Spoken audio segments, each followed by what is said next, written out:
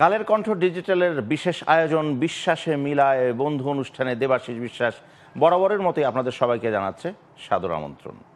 প্রতি পর্বের মতোই আমরা আজকেও আমাদের এই অনুষ্ঠানে একজন তারকা অতিথিকে আমন্ত্রণ জানিয়েছি এবং তিনি আমাদের সেই আমন্ত্রণ সাদরেই গ্রহণ করেছেন। এবং তার কথা যদি আমি এভাবে বলি যে অনেকেই বলেন যে বাংলাদেশে চলচ্চিত্র জগতে নায়কের সংকট চলছে। আমি এটা মানি না এবং আপনারাও এটা মানবেন না তাকে দেখে বা তার কথা শুনে, এবং তিনি ইতিমধ্যেই সেই ব্যাপারটি প্রমাণ করেছেন।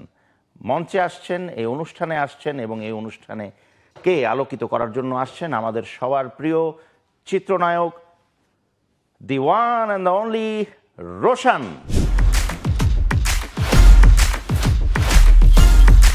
বিশ্বাসে মিলায় বন্ধু অনুষ্ঠানে আজকে আমাদের অতিথি আপনারা জেনে গেছেন ইতিমধ্যে, Roshan. Roshan, thank you so much for coming. Thank you so much for inviting me here. আচ্ছা, আমি যে জিনিসটা বলতে চাই সেটা হচ্ছে যে এ নিয়ে আলাপ হবে আজকের অনুষ্ঠানে যে বাংলাদেশে বলে নায়ক নেই। তো নায়কের জন্য বা নায়কোচিত হওয়ার জন্য যে জিনিসগুলো দরকার সেগুলো হচ্ছে হাইট, ফিগার, গলার ভয়েস, দেখতে সুন্দর।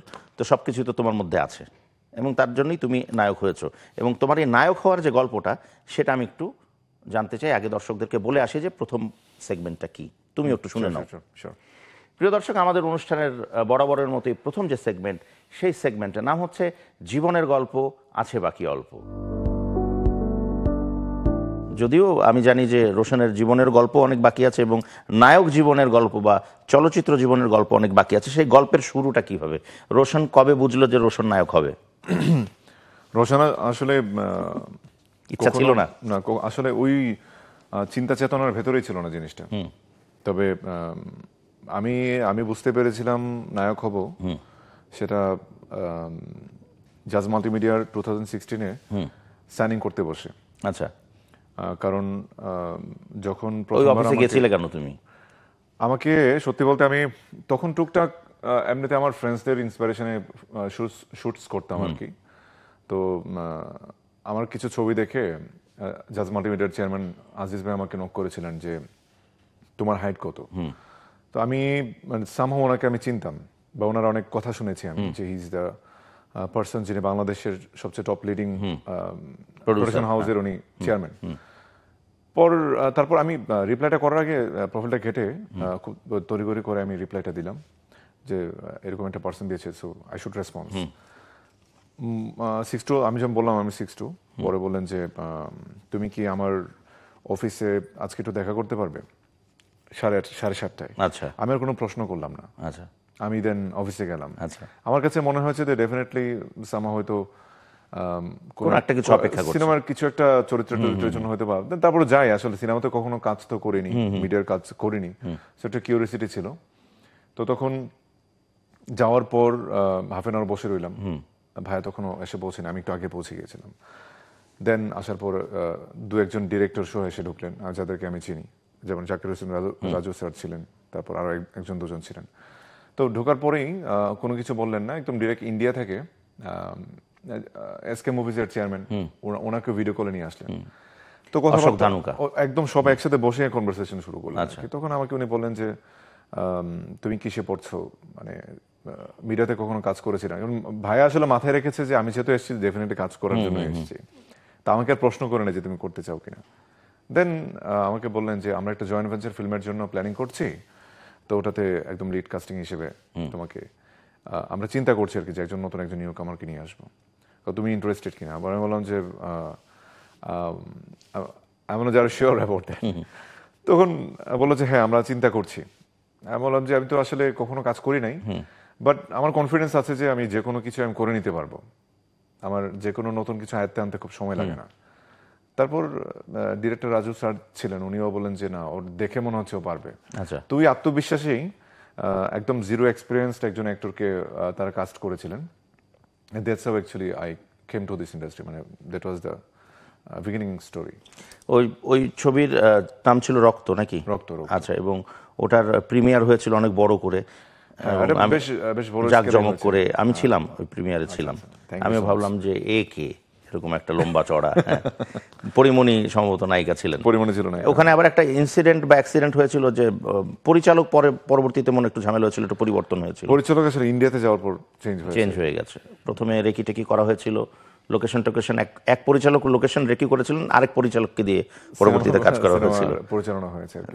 এরকমই কিছু একটা। তো রক্ত তো বেসিক্যালি তখন ছিল যে যেহেতু পরিমণি ডেফিনেটলি তখন পরিচিত মুখ, এবং ওটা ছবিটার গল্প যা, তাতে একটা মেয়েকে কেন্দ্র করেই বেসিক্যালি, তো সেই জায়গায় একজন নিউ কামার হিসেবে তোমার কাজ করাটা কি তোমার তখন রিস্ক মনে হয়েছিল কিনা? যে না, না, আমার কাছে সত্যি বলতে গল্প বোঝারও যে একটা ক্ষমতা অর্জন করা, সেটারও তো একটা বড় বিষয় আছে। আর একটা বিষয় হচ্ছে প্যাশন যখন থাকবে, তখন ওই সেক্টরে অনেক কিছু খুঁটিনাটি হয়তো আমার আগে থেকে জানা থাকতে পারে, বাট ওটা আমার কাছে ব্যাপারটা ওইরকম ছিল না। তবে গল্পের আমরা শুরুটা যেরকম একটা গল্পের চিন্তা করেছিলাম, পরবর্তীতে গল্পের প্যাটার্নটা আবার পরবর্তীতে চেঞ্জ হয়েছিল। আজিজ ভাইয়ের তখন মনে হয়েছে যে না, শুরুর দিকে একেবারে এটা নারীকেন্দ্রিক বলতে নারীকে দিয়ে অ্যাকশন, এই বিষয়গুলো করানো হবে। তো আমার বিষয়গুলোকে বিবেচনা করে বা আমাকে যখন আমাদের ওখানকার যে ইন্ডিয়াতে গিয়ে আমাদের যে শুটসগুলো হয়েছে আর কি, ফটোশুটস বা লুক সেটগুলো হয়েছে, ওইগুলো দেখার পরে তার মনে হয়েছে যে না, মানে আমার অ্যাকশন প্লাস হচ্ছে আমার ক্যারেক্টারের উপর এমফাসাইজ করাটা প্রয়োজন। দেন ওই জিনিসটাকে ব্যালেন্স করে প্যারালালি একটা কন্ডিশনে এনেছে, যেন যেহেতু আমার প্রথম ছবি, সো অ্যাজ এ নিউ কামার, so that I can get a proper মানে অ্যাকসেপ্টেন্সি টু দ্য অডিয়েন্স। তো আলহামদুলিল্লাহ ফার্স্ট মুভির পরে ওই বিষয়টার তখন থাকেনি আর কি। সত্যি বলতে ওই নারীকেন্দ্রিক ওই বিষয়টা নেওয়ার পরে আর বোদার্ড হয়নি, কারণ যেহেতু গল্প পরিবর্তন হয়েছে। আমার একটা শঙ্কা ছিল যে প্রথম ছবির পর আমি সিদ্ধান্ত নিব যে আসলে আমি কন্টিনিউ করবো কিনা। সেটা ডিপেন্ড করবে হচ্ছে দর্শক আমাকে কিভাবে গ্রহণ করে, কারণ একদমই ফার্স্ট মুভি ডেফিনেটলি মানুষ নেগেটিভ কিছু বলে আমি ডিপ্রেসড হয়ে যাবো, এটা খুব স্বাভাবিক একটা বিষয় ছিল। তারপর দেখলাম যে মানে এতটা পজিটিভ রেসপন্স চারদিক থেকে আসছে, যেখানে বিভিন্ন গ্রুপে খুব নিউট্রালাইজড মতামত মানুষ দিয়েছে আমাকে। আমার মানে যখন আসলে তখনও তো আমি অনেক মোটামুটি বেশ ভালোই ইমেচুর বলতে গেলে ইন্ডাস্ট্রির জন্য, আমার এই বিষয়গুলো খুব ইন্সপায়ার করেছে আর কি। তুমি তো যখন এসছো, এটা প্রায় হঠাৎ করেই হয়ে যাওয়া ইন্ডাস্ট্রিতে প্রবেশটা, তো সেই ক্ষেত্রে পরবর্তীতে কোনো প্রিপারেশন কি আগের থেকে একটুখানিও ছিল যে না, আমি অভিনয় যদি করতে চাই তাহলে আমাকে অভিনয় শিখতে হবে, ডান্স শিখতে হবে? কারণ আমি যতদূর দেখেছি তোমাকে, তুমি নৃত্যেও যথেষ্ট পারদর্শী। তো এটা কি পরবর্তীতে শিখেছো? অ্যাকশনের প্রতি তোমার একটা প্যাশন আছে, এগুলো কবে থেকে হলো? না, বেসিক্যালি যেমন আমার সাথে ছবি করতে গিয়ে যাওয়ার সময় তুমি বারবার জিজ্ঞেস করছো, দাদা অ্যাকশন সিন আছে তো, অ্যাকশন সিন আছে তো? আমি বলি ভাই এটা কমেডি সিনেমা, না ভাই একটা অ্যাকশন সিন আছে তো। তো এই অ্যাকশনের প্রতি ভালোবাসাটা কি করে, এটা আগে বলো। অ্যাকশনের প্রতি ভালোবাসাটা আমার কাছে মনে হয় যে মানে লাইক এই সিনেমাটার আমি যে টোনে গেছি, আমাকে ওই পুরো টোনটাকে যখন আমি সিম্পলিও যখন একটা ডেলিভারি দিই, পুরো টোনটাকেই আসলে পরবর্তীতে যখন আমরা প্যানেলে ছবিটা দেখি, দুই দিকের প্রডিউসার বা টেকনিশিয়ান যারা ছিল বা এডিটর যারা ছিল, ওরা আমাকে ওইভাবে আইডেন্টিফাই করতে পেরেছে যে না, মানে হি গোজ উইথ অ্যাকশন মোস্ট। মানে একটা কিছু কিছু পার্সন থাকে না যে মানে এই জিনিসটার সাথে ও বেশি যায়, যে মানে দাঁড় করে দিলে হয়তো ওই জিনিসটার সাথে ও খুব কোপ আপ করতে পারবে। অ্যাকশনটা বেসিক্যালি আমার ভিতরেই ছিল, that was not the reason. অ্যাকশনটা আমার কাছে সত্যি বলতে আমার কাছে মনে হয় যে আমি সবসময় এটার জন্য প্রস্তুত থাকি। এটা কি হাইট একটা বিষয়, যে যারা লম্বা তারা অ্যাকশনটা পছন্দ করে বা ভালোবাসে? আসলে সেটা জানি না, হয়তো আমাকে ভার্সিটি লাইফ থেকে বা স্কুল লাইফ থেকে বন্ধুরা বলে বলে হয়তো আমার মাথায় ঢুকিয়ে দিয়েছে। মারামারি করতে ওই সময়? না, মারামারি করতাম না, তবে ওরা বলতো যে মানে আমার মারামারি করলে তুই ভালো করবি। না, সত্যি কথা আমার সার্কেলের বন্ধুরা আমাকে হিরো বলে ডাকতো। আচ্ছা, কয় হিরো এদিকে। আচ্ছা আচ্ছা। তো দুস্তরা সবাই আসলে ওই নামটা ডাকার কারণে, তো আসলে আমার মধ্যে কখনো প্যাশন জাগে না যে আমি ডাকে বলেই সিনেমা হিরো।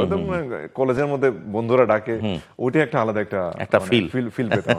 আচ্ছা, তখন অ্যাকশন মুভিটা আমি সবসময় বরাবরই দেখতাম, তো স্ক্রিন আসলে আমি অ্যাকশন অলওয়েজ এনজয় করি। যেমন পরবর্তীতে হয়তো একটু এই আক্ষেপটা, মানে যেটা হয়তো রক্ততে অত প্রকাশ পায়নি বা অন্য যে কোনো রোমান্টিক ছবিতে প্রকাশ পায় না, সেটা মনে হয় যে বেপরোয়া নামে তুমি একটা ছবি করেছিলে রাজা চন্দের, পরিপূর্ণ অ্যাকশনটা, তখন ওটার মধ্যে মজা পেয়েছিল। এবং ওটাতেও তো তোমার ইন্ডিয়ান টেকনিশিয়ানরা ছিলেন, একদম হায়দ্রাবাদের, তাদের সাথে কাজ করে তাদের অভিজ্ঞতা, তাদের সাথে কাজ করার এক্সপেরিয়েন্স, ওরা দে আর টু মাচ প্রফেশনাল। আর আমার কাছে একটা জিনিস খুব চমৎকার লেগেছে যে ওখানে সবাই এতটা বেশি পাংচুয়াল, আর রাজা চন্দ্র দাদা ওখানে আমাদের 30 ডেজের একটা লট নিয়ে গিয়েছিলেন, তো যেহেতু অ্যাকশন মুভি এবং পুরো গল্পটাই ছিল আমাকে কেন্দ্র করে, সো মোটামুটি 30 ডেজের লটে আমাকে 28 ডেজে আমাকে শুট করতে হয়েছে। সো প্রতিদিন কল টাইম লাইক হচ্ছে এভরিডে রুটিন আমার যেটা ছিল, আমি প্রতিদিনই 11:30টায় ঘুমিয়ে যেতাম আর 6:30 ঘুম থেকে উঠতাম, গাড়ি রেডি থাকতো, হাঁটতে হাঁটতে গিয়ে গাড়িতে উঠতাম, ওখানে গিয়ে পৌঁছতাম, মেকআপ নিতাম, জাস্ট এক্স্যাক্টলি 8টার সময় এভরিডে ক্যামেরা অন এবং 8টা মানে 8টাই। তো একদিন আমি লেট করেছিলাম বলে রাজাদা আমার উপর খুব মাইন্ড করেছিলেন। আচ্ছা, মাইন্ড করেছিলেন মানে হাফ এন আওয়ার লেট করেছিলাম আর কি। তখন মাইন্ড করে নিয়ে বেশ প্রায় 4 ঘন্টা কথা বলেনি আমার সঙ্গে। তখন আমি বুঝতে পেরেছিলাম যে না, মানে they actually love and maintain the time. So বিশ্বাস করো দাদা, মানে এক্স্যাক্টলি 30 দিনের লট 30 দিনে শেষ হয়েছে, এবং যে দিনগুলোতে যে সিনগুলো করার কথা ছিল। এবং একটা বিষয় হচ্ছে কি, ওখানেও সবকিছু মানে খুব ছকে কাটা থাকে, তো রেডি থাকে, এবং রিকোয়ারমেন্টস যা দিবে সবকিছু আগে থেকে ওরা রেডি করে রাখে। সো মানে শুটিংটা that was very easy, soothing, এবং খুব মানে চমৎকার একটা অভিজ্ঞতা হয়েছে, যেহেতু একটা গল্পটা ছিল আমার ভীষণ পছন্দের, ফুল ফ্লেজ অ্যাকশন ফিল্ম যেমনটা আমি চাই। সো ফুল ফ্লেজ ডেডিকেশন দিয়ে একদম মানে নিজেকে ঢেলে দিয়েছিলাম আর কি সিনেমাটাতে। ফ্যান্টাস্টিক। এবং এরপরে তো তোমার একের পর এক ছবি হচ্ছে এই যাত্রা মূলত বেপরোয়া সিনেমাটা রিলিজের পরেই আমার একটা বিষয় হচ্ছে কি দাদা, আমি মাঝখানে যেন কেমন থমকে গিয়েছিলাম। তো আমার কাছে খুব ডিপ্রেশন কাজ করছিল, প্রায় 1 বছর টানা খালি সিনেমার মিটিং হয় কিন্তু সিনেমাগুলো হয় না, আর শুরু হয় না, বা সাইনিং পর্যন্ত করায় না। তো যেটা হয়েছে মানে মানে আই ওয়াজ লাইক, মানে এমন একটা প্রেশারের মধ্যে ছিলাম যে আসলে কি সিনেমাটা কন্টিনিউ হবে।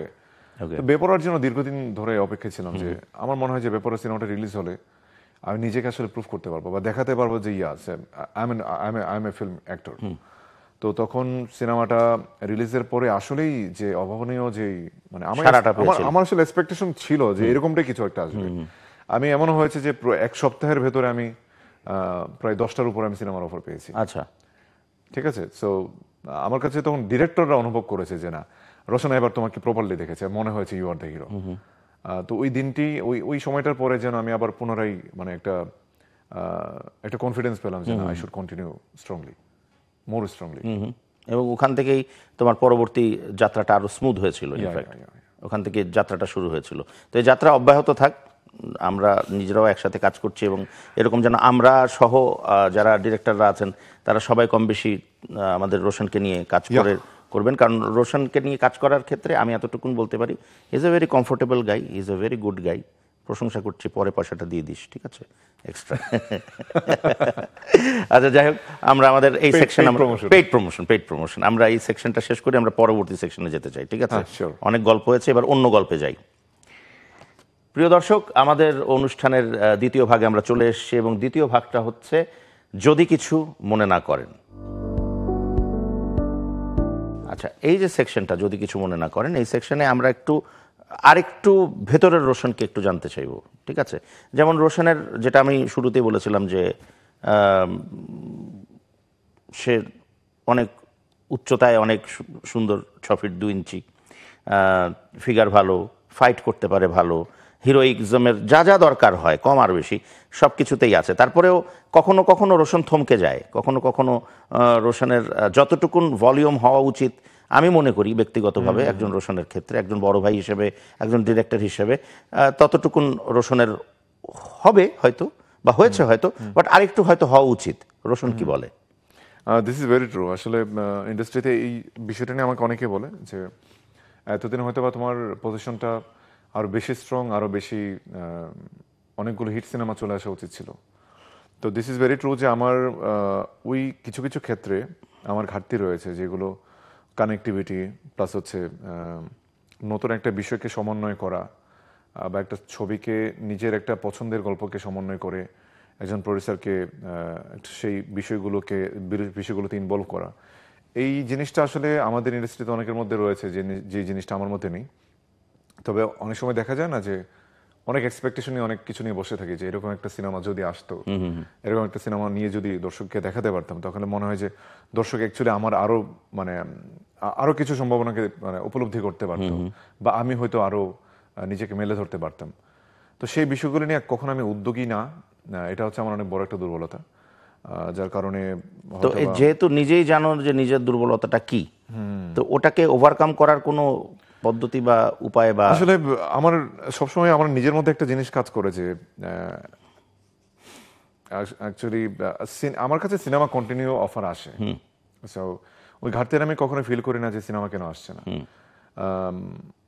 তো আসলে আমার ওই উদ্যোগী হওয়ার বিষয়টা আমি ফিল করতে পারি যে I should actually do this, কিন্তু মানে কেন সেটা যেন আসলে কি আমার করা হয়ে ওঠে না। সেই জিনিসটা কি মানে কমিউনিকেশন গ্যাপ, যে অনেকটা ডিরেক্টরদেরকে নক দেওয়া, প্রোডিউসারদেরকে নক দেওয়া, এই অ্যাঙ্গেলটা, এই এই জিনিসটা তো অনেকের ক্ষেত্রে কিন্তু এটা, যেমন আমি আমার ক্ষেত্রে বলি, এই জিনিসটা আমার মধ্যেও আছে, ওই নক করা যে ব্যাপারটা, কোনো আমার ক্ষেত্রে যেটা হয় যে প্রযোজকদের সাথে নক করা, আমি কখনো এটা করতে পারি না, আসলে করতে চাই হয়তো বা, কিন্তু সামহাও করা হয়ে ওঠে না। তোমার ক্ষেত্রে কি তাই? আমারও এই প্রবলেমটা রয়েছে সত্যি বলতে, মানে কমিউনিকেশনটাই আমার মনে হয় যে আরো মানে সিনেমা হোক না হোক আসলে একটা কমিউনিকেশন। এবং সংবাদ মাধ্যমের যারা পরিচিত লোকজন আছে তাদের সাথেও যে অনেক ক্ষেত্রে যোগাযোগ খুব মেনটেন করে দেখি, যে চায়ের আড্ডায়, জোর করে চায়ের আড্ডায়, হ্যাঁ, জোর করে কোনো অনুষ্ঠানে যেখানে যাওয়ার কোনো প্রয়োজনই নেই একটা নায়কের, কিন্তু সেখানেও তারা যাচ্ছেন। তো ওই জায়গাগুলোতে আমি রোশনকে ওভাবে দেখি না, which is a very good sign in fact. আমি মনে করি যে একজন প্রত্যেকটা সেক্টরের আলাদা আলাদা জায়গা আছে। এটার বাইরেও আসলে অনেক কিছু আছে যেটা হয়তো আমার মানে as a actor, as a hero আমার করা উচিত ছিল, হ্যাঁ, বা উচিত, যেটা পজিটিভ, মানে পজিটিভলি আসলে সেই বিষয় আমি জানি দ্যাট ওয়াজ এ মানে পজিটিভ পার্ট, কিন্তু আমি কেন জানি আমার করা হয়ে ওঠে না। আমার কাছে মনে হয় যে why should I do this, মানে ফিল্ম প্রডিউসারদের আসলে ভাবতে হবে সিনেমা নিয়ে, মানে ডিরেক্টররা চমৎকার চমৎকার গল্প নিয়ে আমাদের কাছে আসবে। আমার কাছে মনে হয় যে আমি গল্প নিয়ে যাব, মানে এটা আমার কখনো ফিল হয় এটা আসলে এটা তো আমার কাজ না, এটা ডিরেক্টরের কাজ। ডিরেক্টর একটা ভালো সিনেমার গল্প নিয়ে আসবে, ওই গল্পের উপর আমি কাজ করব। তো এই জন্য আসলে হয়তো বা মানে এই বিষয়গুলোতে আমি পজিটিভ এনার্জি পাই না, যে আমি কেন করব এই বিষয়টা আমাকে হয়তো কখনো কখনো থামিয়ে দেয় আর কি। যেমন আমি বিশ্বাস করি যে যেহেতু তিনি বাংলাদেশের সবচেয়ে বড় তারকা শাকিব খান সাহেব, তার পরবর্তীতে হাতে গোনা যে দু একজন তারকা বা যে দু একজন নায়ক বা নায়ক হওয়ার সম্ভাবনা আছে, বা তারকা নায়ক হওয়ার সম্ভাবনা আছে, তার মধ্যে তুমি একজন, কিন্তু সেই জায়গার থেকে বিভিন্ন কারণেই হোক আমার মনে হয় যে একটু হলেও পিছিয়ে পড়া হয়েছে। তো এটা ওভারকাম করার কোনো প্ল্যান বা কিছু আছে কিনা? প্ল্যান বলতে আমার আগামী দু একটা যে সিনেমাগুলো আছে আমি চাই এগুলো খুব স্ট্রংলি রিলিজ হোক, কারণ আমার আসলে একটা জিনিস দিয়ে আমি খুব মানে ব্যাড লাক ফিল করেছি, সেটা হচ্ছে আমার লাস্ট রিলিজড কয়েকটা ফিল্ম আসলে যে সার্টেন টাইমটা হয় কি, যে কোনো জিনিস না যথাসময়ে আসতে হয়, ওই বিষয়গুলো বেশি দেরি করে ফেললে তখন ওইটার এর চেয়ে অনেক বেটার কিছু চলে আসে ইন্ডিপেন্ডেন্ট। যেমন আজকের দিনটাকে কেন্দ্র করে যখন আমি একটা ফিল্ম বানাবো, তখন এই লাস্ট এক বছরে রিলিজ হওয়া যে সবচেয়ে ভালো ভালো সিনেমাগুলোকে চিন্তা করে আমি কিন্তু একটা সিনেমা বানাবো, যে না ওইরকম একটা সিনেমা হয়েছিল, I should do something much better like this. তো বানাতে গিয়ে যখন আমি বানালাম আসলে একটা ভালো কিছু হলো, কিন্তু এত দীর্ঘ 3 বছর 4 বছর আমি ছবিটা নিয়ে বসেই রইলাম, ডিলে হলো, তখন হয় কি ওই চিন্তাগুলোকে ডেভেলপ করে এর পরের বছরে যারা ভালো সিনেমা নিয়ে আসলো ওইটাকে দেখে ইন্সপায়ার্ড হয়ে আরো ডিরেক্টর আরো ভালো ভালো সিনেমা বানাতে শুরু করলো, তখন এটা পিছিয়ে পড়লো, তখন এই সিনেমাটা পিছিয়ে পড়ে। তখন যে ছবিটা আমার 3 বছর আগে আমার নিজের সিনেমা আমার ভালো লাগতো, 3 বছর পরে এসে আমার কাছে মনে হচ্ছে it has been too much late. তো এই বিষয়গুলো আসলে সাফার করেছি আমি লাস্ট 2-3টা সিনেমাতে। আমি একটু বলতে চাই একটু মাঝখানে আরেকটা প্রশ্ন, যেটা নিয়ে আমিও একটু ব্যথিত হয়েছিলাম, যেটা পরে আমি তোমার মুখে শুনেছিলাম যে এটা আসলে স্ক্রিপ্ট ছিল এক রকমের এবং পরবর্তীতে এটা চেঞ্জ করে ফেলা হয়েছে, যেটা তুমি হয়তো ঠিক মতো টেরও পাও নাই। সেটা হচ্ছে যে একটা সিনেমা এরকম হয়েছিল যেখানে অন্য আমি আলাদা করছি না নাটক সিনেমা, বাট নাটক থেকেই উঠে আসা খুব ভালো একজন অভিনেতার তোমার কো আর্টিস্ট ছিল। পুরো সিনেমাতে দেখা গেল সে নায়ক হয়ে গেল, একটা পর্যায়ে গিয়ে দেখা গেল তোমার ক্যারেক্টারটা একটু ভিলেনাস হয়ে গিয়েছিল। আমি এটা নিয়ে তোমাকে ফোনেও একটু উচ্চবাচ্য করেছিলাম, আমার গায়ে লেগেছিল বলে। তো এই ব্যাপারগুলো কি একটু অ্যাভয়েড করে করা উচিত? আসলে সম্পর্কের খাতিরে অনেকটা বিশ্বাস রেখেছিলাম যে হয়তো বা বিষয়টা এরকম হবে, তো মানে সম্মানিত পরিচালক হয়তো বা আমার বিশ্বাসটা ভেঙেছেন। তো আমি দেখলাম যে তুমি ছবিতে ড্রাগ ডিলার হয়ে গেলা, তুমি ছবিতে ভিলেন হয়ে গেলা, তো এই জিনিসটা তো দুঃখজনক ছিল। এটা আজকে বলতে হ্যাঁ, পারো? আসলে চরিত্রটাকে আসলে বিষয়টা হচ্ছে কি, আসলে এইসব বিষয় না কথা না বলাটাই না, বলা উচিত কেন কারণ কি হচ্ছে, মানে মানুষ এই বিষয়ে আসলে আমাদের ওই সততাটা আসলে মেনটেন করাটা খুব জরুরি। তো আমি সৎ ছিলাম, আমি কিন্তু স্ক্রিপ্টটা যখন মানুষকে আমি বিশ্বাস তোমার শুটিং করেছিলাম। শুটিং হচ্ছিল তখন তুমি বোঝো নাই? আমার আসলে একটা বিষয় হচ্ছে কি, লাইক বলে ফেলেছি, করে করে করে দিচ্ছি। স্ক্রিপ্টটা পুরো স্ক্রিপ্টটা আমার হাতে এসে পৌঁছেনি, এবং ফ্রিকোয়েন্টলি আমি স্ক্রিপ্টটা চেয়েছিলাম, স্ক্রিপ্টটা আমার হাতে আসে। বাট আমি তোর প্রতিবারই পক্ষে বলছি ভাই। প্রতিবারই আমার আশ্বাস দেওয়া হয়েছিল যে স্ক্রিপ্টটা আসবে, এবং গল্পটা যেরকম শুনেছিলাম, যেসব দৃশ্য কথা আমি শুনেছিলাম, সেগুলো হলে হয়তোবা পূর্ণাঙ্গভাবে একটা লিড কাস্টিং হিসেবে একদম প্রপার একটা হিরো হিসেবে আমাকে প্রেজেন্ট করা হতো। তো সাডেনলি দেখলাম যে ওই দৃশ্যগুলো আর ধারণই করা হয়নি। So that's how I can understand যে মানে আই হ্যাভ বিন চিটেড দেয়ার। মানে হয়তোবা তিনি আমাকে প্রয়োজন ছিল সিনেমাটার স্বার্থে, কিন্তু প্রপার গল্পটা শুনলে হয়তো আমি রাজি হতাম না, সেই জন্য হয়তো উনি আমাকে বলেননি আর কি। গল্প শুনে কাজ করার যে জায়গাটা, তবে সত্যি বলতে এটাতে উনি বেনিফিটেড হতে পারেননি, না উল্টো হয়েছিল। এবং আমি চাইও না যে খুব বেশি দর্শক এই সিনেমাটা দেখুক, তবে বিষয়টা এরকমই হয়েছে। দেখে নাই। মানে আমি this is not the injustice to the director or the producer, but this is মানে মানে অ্যাকচুয়ালি আমার তো এটাই এক্সপেক্ট করা উচিত, কারণ সিনেমাটার এক্সপেকটেশন আমার যেরকম ছিল এরকম মেকিংটা হয়নি, প্লাস হচ্ছে আমার চরিত্রটাকে জাস্ট কমিটেড যে চরিত্রটা, সেই চরিত্রটাকে বিল্ড করা হয়নি। সো মানে I wanted not the large people to watch this movie. তো এই জিনিসটা চেয়েছেন, হয়তো এটাই হয়েছে আর কি। ইনসিকিউরিটির জায়গা থেকে যদি বলি, বা বেনিফিশিয়ারি জায়গা থেকেও যদি বলি, একটা সিনেমা এসেছিল তোমার যেটা পশ্চিম বাংলার সবচেয়ে বড় তারকা দেবের সাথে, ককপিট। তো সেই কাজটা করার উদ্দেশ্য কি ছিল, বা সেই কাজটাতে কোনো হয় না যে আমি দেবের সাথে কাজ করছি, একদিকে ভালো লাগার একটা বিষয়, অবভিয়াসলি দেব তোমাদের থেকেও বড় তারকা, পাশাপাশি আবার একটা ইনসিকিউরিটির জায়গা থাকে না যে দেব তো লাইমলাইট নিয়ে নেবে, আমি ওখানে কি করব। এই জায়গাগুলো কি কাজ করেছিল ওই ছবির ক্ষেত্রে? ককপিট ওইটার সত্যি বলতে যখন অফারটা আসে আজিজ ভাইয়ের কাছে, তখন আমি ভাইকে বলেছিলাম যে do you think I should do this.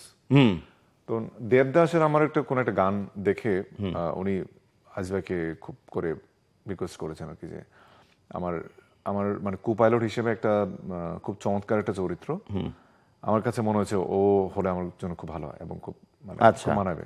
দেবই বলেছিল? দেবই বলেছে। আচ্ছা, তো ওই অফারটা দেবেই আজিবের কাছে দিয়েছিলেন, আচ্ছা। দেবদাই দিয়েছিলেন।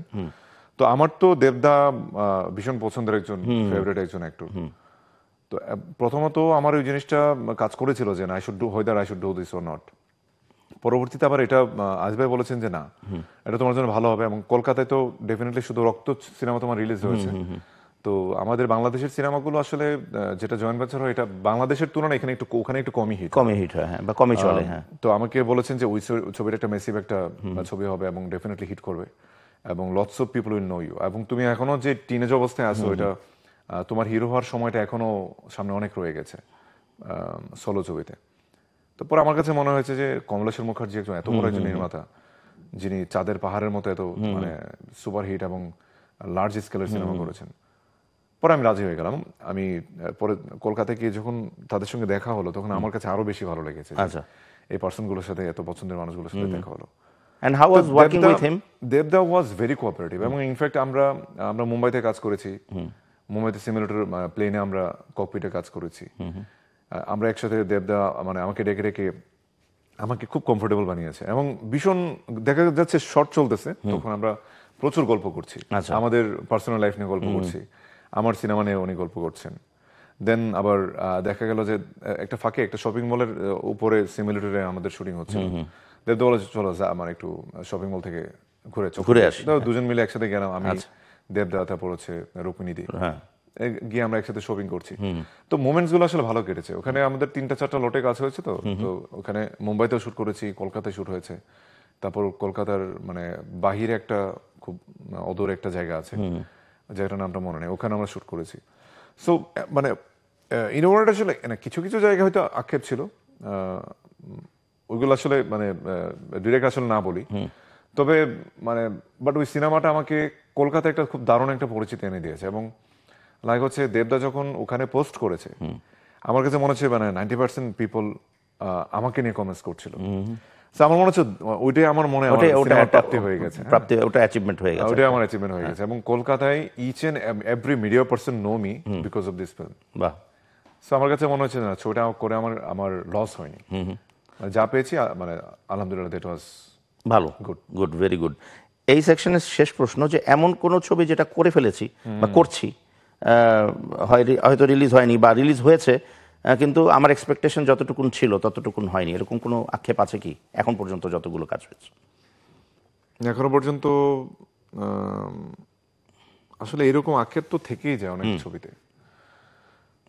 আমার কাছে লাস্ট যতগুলো মুভি রিলিজ হয়েছে তার মধ্যে বেপরোয়া আর হচ্ছে অপারেশন সুন্দরবন বাদে সবগুলো সম্পর্কে আমার কিছু না কিছু আক্ষেপ।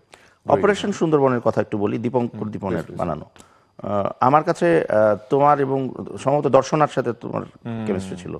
ইভেন যদিও ওটা ওইভাবে চিন্তা করলে সিয়ামের উপর ফোকাসড হয়তো একটু 1 ইঞ্চি বেশি ছিল ছবিতে, 1 ইঞ্চি হবে যাই হোক কয়েক ইঞ্চি বেশি ছিল, কিন্তু তারপরেও you did a very good job, আমি একটু বলতে চাই, কারণ আমি ছবিটা দেখেছিলাম এবং আমার কাছে ইনফ্যাক্ট তখন আমি মনস্থ করিও নাই তোমার সাথে আমার ওই সিনেমায় আসার আগে যে সম্পর্কটা ছিল ওইটাই ভাই ভাই সম্পর্ক, কিন্তু নায়ক পরিচালক সম্পর্ক তখনও গড়ে ওঠেনি তোমার সাথে আমার। কিন্তু তারপরে আমার কাছে তোমাদের যে কেমিস্ট্রিটা বা তোমাদের পার্টটা বা ইভেন তুমি যেহেতু তোমার একটা বডি স্ট্রাকচারটাই এরকম যে ওই র্যাব হও বা ওই যে কমান্ডো হও, ওই জায়গাটা মানিয়ে যাওয়ার যে বিষয়টা, তো আমি আজকে বলতে চাই you did a splendid job, খুব ভালো ছিল তোমার। Thank you so much. এবং উইথ দর্শনা বণিক খুবই সুন্দর একটা, খুব সুন্দর একটা কেমিস্ট্রি ছিল, খুব মজার একটা খুনসুটি ছিল। উনি মনে হয় ডক্টর ছিলেন ছবি সিনেমাতে, তুমি ইয়ে ছিলা, তো ইট was a very heart warming অসম্ভব রকমের, মানে হার্ড ওয়ার্মিং বলতে হার্ড ওয়ার্কিং ছিল এটা, সত্যি বলতে। এটা হার্ড ওয়ার্ক তোমরা করেছো, হার্ট ওয়ার্ম আমাদের হয়েছে। তোমার কাছে লেগেছে না? আসলে মানে একটু মানে এমন দুর্গম লোকেশনে কাজ করেছি, মানে আমার আমি শুনেছিলাম যে তোমরা 20-22 দিন তো তোমাদের নেটওয়ার্কও ছিল না। না, নেটওয়ার্কের বাইরে আমরা মানে ইন্টারনি নেটওয়ার্কের বাইরে ছিলাম 9 দিন, তারপর আবার 5 দিন ছিলাম দুবলার চরে, যেখানে আসলে কয়েকদিন আমরাও পাইনি, শুধুমাত্র টেলিটকের নেটওয়ার্ক পাওয়া যায়, কয়েকদিন আমরাও পাইনি। তো যার ফলে আমি একটা সিনেমার শিডিউলও ফেসে গিয়েছিল আমার, যদিও শিডিউলটা মানে আমি কনফার্ম করিনি, তারপরও পরিচালক মহোদয় খুব মানে পাগল হয়ে গিয়েছিলেন আমাকে না পেয়ে, তাই না? আমার উস্তাদ ছিলেন আমার একজন ডিরেক্টর, তো পরে তো উনি খুব আবেগপ্রবণ হয়ে স্ট্যাটাসও দিয়েছিলেন, নিউজও হয়েছিল যে আমি শিডিউল ফাঁসিয়েছি। আচ্ছা আচ্ছা। প্রকৃতপক্ষে আসলে শিডিউল আমি ফাঁসেনি, শিডিউল দেইনি আমি সত্যি বলতে। তো তারপর আমি সত্যি বলতে ফেসবুকে পেয়েছি, তারপরও আমি তার উপর একদমই মানে অভিমান করিনি, কারণ উনি একটু আবেগপ্রবণ মানুষ। সো বিষয়টা হচ্ছে যে ওখানকার যে এনভায়রনমেন্টটা একদম যেন ডিভাইস মুক্ত একটা এনভায়রনমেন্ট। বাংলাদেশ এমন একটা প্লেস যেখানে মানুষ থাকে না, যেখানে শুধুমাত্র অ্যানিমেলসরাই থাকে। তবে আমরা ওরকম ভাবে দেখিনি, অ্যানিমেলস দেখিনি আমরা, কিন্তু এত লম্বা একটা সময় যেখানে কোনো প্রকার ফোন কলস নাই।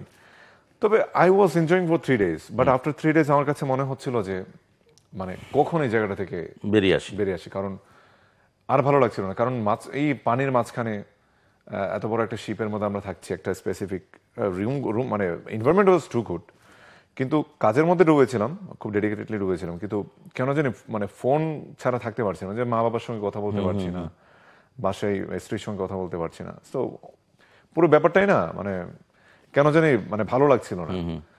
তারপর দুবলার চর যখন আসলাম তখন টুকটাক একটু ভালো লাগে, সিম কার্ড দিয়ে একটু ফোনে কথা বলতে পারছিলাম, তখন একটু ভালো লাগছে। তবে দুবলার চর ওয়াজ ভেরি স্ট্রাগলিং, মানে যখন দুবলার চরে শুটিং করছিলাম ওখানে সবচেয়ে বেশি টাফ ছিল যে আউটডোরে গিয়ে খাওয়া।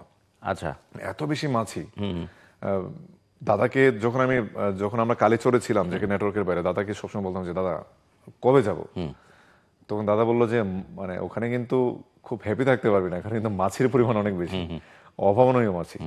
তো মাছি এত বেশি ছিল যে মানে বসে স্থির হয়ে খাওয়া যেত না, মুভ করতে হতো, ডানে যেতে হতো, কারণ আদারওয়াইজ মানে 1 সেকেন্ড ওয়েট করলে এখানে প্রচুর পরিমাণে মাছি চলে আসতো। আচ্ছা, সো সবকিছু মিলিয়ে আসলে কিছু দারুণ অভিজ্ঞতা হয়েছে, রোমাঞ্চকর অভিজ্ঞতা হয়েছে, এবং ফাইনালি যখন স্ক্রিনে আসলে ছবিটা দেখি তখন ভালোই লেগেছিল। It was a very nice movie, no doubt. And with this good note আমরা অনুষ্ঠানের যে শেষ সেগমেন্ট সেখানে একটু যেতে চাই। হ্যাঁ প্লিজ। প্রিয় দর্শক, আমাদের অনুষ্ঠানের শেষ সময়ও চলে এসছে, শেষ সেগমেন্টের সময়ও চলে এসছে, এবং শেষ যে সেগমেন্ট সেই সেগমেন্টটির নাম হচ্ছে যাহা বলিব সত্য বলিব। প্রথম ছবি, জীবনে প্রথম ক্যামেরার সামনে দাঁড়ানো হচ্ছে, হ্যাঁ, রোশন নায়ক হয়ে যাচ্ছে, রোশন নিজেও ফিল করছে যে সে শেষ পর্যন্ত নায়ক হয়ে গেছে বা হবে। তো ওখানে হঠাৎ করে একটা রোমান্টিক সিকোয়েন্স পরিমণির সাথে, বাংলাদেশের তৎকালীন সময়ে, এখনটা জানি না, তৎকালীন সময়ে সবচেয়ে কাঙ্ক্ষিত নায়িকার একজন। তো ওই দৃশ্য যেটা হয়েছিল বা ওই রোমান্টিক সিকোয়েন্স যেটা হয়েছিল, আমি যেটার কথা বলছি তুমি ভালো করে বুঝতে পারছো, তো ওটা কিভাবে ডিল করেছিলে? ওটার জন্য আসলে আমি ভালো লেগেছিল? একদমই প্রস্তুত ছিলাম না সত্যি বলতে। সবাই এই কথা বলে যে কোনো চুম্বন দৃশ্যের আগে কেউ বলে প্রস্তুত থাকে না, তাহলে চুম্বনটা হয় কোথায়? তাহলে তুমি আসলে দেখে নাও যে আমার ওই সিনেমা পরবর্তী সময়ে কোনো চুম্বন দৃশ্য আছে এরকম কোন সিনেমা হয়েছে না, সেটা তো এখনো না, সেটা তোমার bad luck. That was not my choice, but I was new কামার, মানে আই ওয়াজ অ্যাকচুয়ালি। ওটার ইনসিস্টটা কে করেছিল? ওটা কি আজিজ ভাই করেছে? বাহ, টু বি ভেরি অনেস্ট। আচ্ছা, কি বলেছে যে পুরো সিনেমাতে there is no romantic scene, so at least একটা রোমান্টিক সিন তো সিনেমায় এক্সিস্ট করতেই হবে। হ্যাঁ, that's how actually it was done. আচ্ছা, but that was not my, actually I didn't wanted to do this. এক শটে হয়েছিল নাকি না রিটেক হয়েছিল? এক শটে হয়ে গেছে, because you are expert, she is expert too. এটা মানে it's actually a part of acting. So না, definitely, why not? I take it very normal. না, definitely. But thing is that যারা লাকি থাকে তারা নরমালি বলে I এটাকে। never choose to actually do this kind of scene in the film. আচ্ছা, আমি এসব দৃশ্যকে আমি সিনেমা আসলে চুজ করি না। আচ্ছা, ওকে। তবে আমি তখন তো বাচ্চা ছিলাম, পরে মনে হয়েছে যে এটা না করলে হয়তো আজিজ ভাই সিনেমা থেকে পরে আবার বলবো যে না, পোলার দৃশ্য গাইটা দাও, কথা শুনে নাই, বেয়াদবি করছে। না, মানে এটা তো ভালো যে শুরুতেই যদি এরকম হয় তাহলে আগামী দিনগুলো ভালোই যায়। আগামী দিনগুলো যে ওটা থেকে মুক্ত গেছে ওটার জন্য আলহামদুলিল্লাহ। আচ্ছা, অ্যাকশন দৃশ্যে আবার একটু আসি, চুম্বন থেকে অ্যাকশনে চলে যায় ডাইরেক্ট। সেটা হচ্ছে যে একটু আগে যেটা আমরা জানলাম, এবং এটা আমরা জানি সবাই, যে প্রফেশনালিজমের জায়গা ওই দেশের সাথে আমাদেরকে তুলনা করে আসলে লাভ নেই। তো আমরা যেটা দেখি যে কোনো জিনিস, বিশেষ করে অ্যাকশন দৃশ্যে আমাদের দেশের মানে all due respect to all the action directors of Bangladesh, action দৃশ্যটাতে আমরা অনেক পিছিয়ে আছি রাদার দ্যান ইন্ডিয়া। তো এখানেও অ্যাকশন করা হয় ছবিতে, ওখানেও তোমার অ্যাকশন করা হয়েছে, তো বেসিক ডিফারেন্সটা কি? বেসিক ডিফারেন্সটা হচ্ছে আমার আসলে ইন্ডিয়াতে তো কলকাতায় সবসময় বলিউডের একটা ছোঁয়া সবসময় লেগেই থাকে ওদের মধ্যে, এই জন্য ওদের ইমপ্রুভমেন্টটা গ্র্যাজুয়ালি, সাউথ যখন কিছু একটা করছে ওটা ওরা ফলো করছে, যখন বলিউড কিছু করছে ওটা ফলো করছে। তো আমাদের বাংলাদেশে হয়তো আমরা ফলোটা কম করি বা ওই জিনিসগুলো নিয়ে রিসার্চ করি না, যে আমাদের গত 3 বছর এটা করেছি, আগামী বছরগুলোতে বা এই বছর আমাদের ওই জিনিসটা থেকে বের হয়ে নতুন কিছু, নতুন স্টাইল, নতুন রিদম অ্যাড করা দরকার। সেই জিনিসগুলো নিয়ে হয়তো আমরা একটু গবেষণা কম করি, যেটা গবেষণা করলে হয়তো বা আমাদের অ্যাকশনগুলো হয়তো ওদের মতোই দেখাতো, ওদের মতোই অনেক বেশি রিচ মনে হতো। ঠিক আছে, তবে কিছু কিছু জায়গায় হ্যাঁ, তবে আমি ফিল করতে পারি, কারণ আমার প্রথম দিকের সিনেমা এবং এখনকার সিনেমাগুলোর মধ্যে তারা কিছুটা বেশ কিছুটা ইমপ্রুভ করেছে। তবে আমাদের ওই বর্তমান সময়ের সঙ্গে তাল মিলিয়ে চলার জন্য আমি চাই যে আমাদের অ্যাকশন ডিরেক্টর এতটাই বেশি ডেভেলপড হোক যেন বিদেশ থেকে আমাদের হায়ার করতে না হয়। এটাই আমি এক্সপেক্ট করি আর কি সবসময়।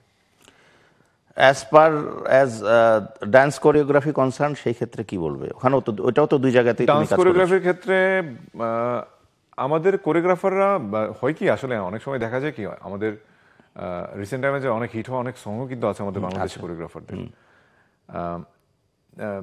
কিন্তু ঝামেলা হচ্ছে ওদের সব গানে যে হিট করে ব্যাপারগুলো এরকম না, কখনো কখনো জিনিসগুলো মিসিং হয়ে যায়, কখনো ওরা বেস্টটা দিয়ে কাজ করে কিন্তু ওরা বেস্টটা বের করতে পারে না, যার জন্য হয় কি যে আসলে এমন অনেক কিছুই আছে যেটা আমরা অনেক সুন্দর প্ল্যানিং করি, কিন্তু আসলে ভিজুয়ালি যখন আলটিমেটলি প্রোডাক্ট এসে আমাদের সামনে যখন অ্যাপিয়ার্ড হয় তখন আমাদের কাছে মনে হয় যে না, এক্সপেকটেশন লেভেলটা রিচ করতে পারে না, অথবা আমাদের কাছে মনে হচ্ছে যে আমরা প্রপারলি বানিয়েছি ছবি, এটা হয়তো হিট করতে পারে, দর্শকের ভালো লাগেনি, এই বিষয়গুলো আসলে ঘটে যায়। তবে আমাদের অনেক কোরিওগ্রাফার আছে যারা খুব ভালো কোরিওগ্রাফি করে, ওদের কোরিওগ্রাফি নিয়ে আসলে আমার অবজেকশন নেই।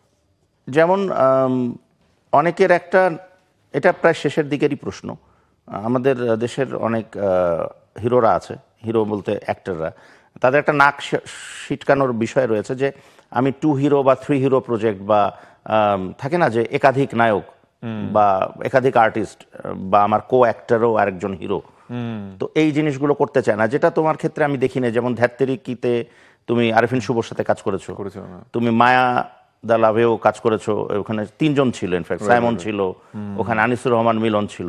তো এই জায়গাগুলোকে তুমি কিভাবে দেখো যে একসাথে কাজ করলে আসলে বেনিফিট কি? চরিত্রটা আসলে আমি দেখি তখন সত্যি বলতে কি ওই ছবিটা কাইন্ড অফ গ্রহণ করে পরবর্তীতে আবার আমি ছবিটা থেকে পিছিয়ে এসেছিলাম। ইজ ইট তাই? আচ্ছা, মানে মায়া ছবিটা তখন ইন্ডিপেন্ডেন্ট করার কথা ছিল না। তো পরে ডিরেক্টর সাহেব মানে তার এক্সপেকটেশন ছিল যে না ওই চরিত্রটা আমি ছাড়া কেউ যাবে না। আচ্ছা, এবং ওইভাবে আসলে চিন্তা করতে গেলে মানে that was the lead character. হ্যাঁ, that was the lead character. So আমার কথা হচ্ছে আমার চরিত্র যখন ঠিক থাকবে তখন 3 জন নায়ক বা 2 জন নায়ক ওটা আসলে কোনো ম্যাটার করে না। Doesn't matter. আমার কাছে মনে হয় যে আমি তো আমি। সো আমি তো আরেকটা নায়কের চেহারা নিয়ে আসি নাই, আমি নিজেকে রিপ্রেজেন্ট করছি। তো আমার চরিত্রটা যখন আমি প্রপারলি ফুটিয়ে তুলবো, দর্শককে হ্যাপি করাই তো আসলে এন্টারটেইন করাই তো মুখ্য বিষয়, এবং একটা প্রপার সিনেমা মানে সিনেমা তৈরি করতে পারে আলটিমেটলি। তো দর্শক যখন আমাকে দেখবে, দর্শক কিন্তু ওইটা পরিমাপ করবে না যে দৃশ্য একটা কম হয়েছে কিনা বা একটু বেশি হয়েছে কিনা। দর্শক গল্পে ঢুকবে। তখন আমার ফিলিং ছিল যে এই গল্পটাই আমি পারফর্ম করলে দর্শকের ভালো লাগবে। সো যথারীতি তাই হয়েছে, ভালো লেগেছে, দর্শকের রিভিউ যথেষ্ট ভালো ছিল। এক্স্যাক্টলি। এবং দেবতারিকেতেও তাই, আর শুভ ভাইয়ের সঙ্গে কাজ করেছি। আর আমার কাছে হয় কি যে প্রথম দিকে যেমন দেবদার সঙ্গে কাজ করলাম, আমার কাছে মনে হয় যে মানে বিগ স্টারদের সঙ্গে কাজ করার অভিজ্ঞতাগুলো পরবর্তীতে অনেক কাজে লাগে, কারণ ওদের কাছ থেকে দেখতে পারা যায় যে আসলে তারা কি করছে, টিমের সঙ্গে কিভাবে অ্যাপ্রোচ করতে হয়, আর তারা কিভাবে আসলে বিষয়গুলোকে ডিল করে, বা অ্যাক্টরস প্রিপারেশন একটা বিষয় আছে যেটা শর্টে যাওয়ার আগে তারা কিভাবে বিষয়গুলোকে মেমোরাইজ করে বা জিনিসগুলোকে আয়ত্ত করে, ওই জিনিসগুলো আসলে একটা দারুণ অভিজ্ঞতা হয়। আমার কাছে মনে হয় যে time is not over. Shakib ভাই এমন একটা সার্টেন মোমেন্টে এসেও তিনি যথেষ্ট ম্যাচিউরড একটা পার্সন, এমন একটা স্টেজে এসে উনি খুব ধাপিয়ে ইন্ডাস্ট্রিতে ভালো ভালো সিনেমা দিয়ে যাচ্ছেন। সো আমরা তো তার তুলনায় মানে কিছুই না, আমাদের সেই তুলনায় চিন্তা করলে আমরা তো অনেক ছোট। So we have immense of time, আমাদের ভালো কিছু করার এখন অনেক সময় রয়েছে, ঠিক আছে, সময়টা হারিয়ে যায়নি আর কি। হ্যাঁ, সো দ্যাটস ওয়াই আমি মনে করি যে এই অভিজ্ঞতাগুলো আসলে পজিটিভ। আমি মনে করি যে এটা শুরুর দিকে অন্তত নেওয়া উচিত, পরবর্তীতে গিয়ে চাইলে আসলে সোলো ছবি কন্টিনিউয়াসলি করতেই পারি। তবে I am choosing to do solo film very recent. Even very recently, আমি নাম বলতে চাই না, অনেক ভীষণ বড় একটা সিনেমাতে আমাকে ক্যামিও করার জন্য বলা হয়েছিল। আচ্ছা, তবে ক্যামিও বলতে ওটাতে আরো বেশ কয়েকজন স্টার রয়েছে, তবে আমাকে একদমই মানে ক্যামিওর ভেতর একদম সবচেয়ে টপ যে ক্যারেক্টারটা সেটাতেই করা হয়েছিল, এবং হয়তো বা এই ছবিটার মাধ্যমে আমাকে বাংলার মানুষ প্রচুর মনে রাখতো। তারপরও I wanted to B the one and only. তো আমি এই জন্য ছবিটাতে আমি ইনভলভ হইনি আর কি। হয়তো বা ছবিটা করলে আমার জন্য অনেক ভালো হতো, কিন্তু তারপর আমি আপাতত সোলো ছবি ছাড়া করার প্ল্যানিং করছি না। Very good.